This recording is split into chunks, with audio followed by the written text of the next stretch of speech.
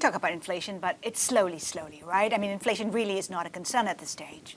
It must be a concern because unemployment rate is more than 0.5% below what the Fed thinks is sustainable in the long term. Inflation is back at target. And so I think they're running a different sort of risk now with interest rates being so low compared to a few years back when they had a lot of slack in the system. So they're worried about it, but it's a slow-moving problem. So I think they'll keep on raising rates, but without any great urgency. Unemployment, wages have to rise at some point, right, Richard?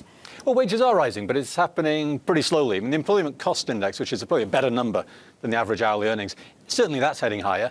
The surveys of the companies show you they're seeing job shortages as their biggest problem, and they're planning to raise wages. So a lot of indicators are pointing positively, but it's not happening so fast that the Fed is going to be really worried about their stance. Richard, what does it mean for Asia Pacific? I mean, the next 30 days, and we have a graphic we're going to get up just to show, of course, our viewers the schedule of what central bank decision agenda actually looks like. This week's quite busy, and then we move towards, what, the fourth week, and that's when you get the likes of Thailand, South Korea, and, of course, first week of June is the likes of Australia. Which ones of these guys I should be paying more attention to? Well, Philippines looks behind the curve already, so I guess they're going to be raising rates. I think for the others, you know, Korea, Australia, Thailand, it's probably a second half of the year issue rather than a second quarter issue.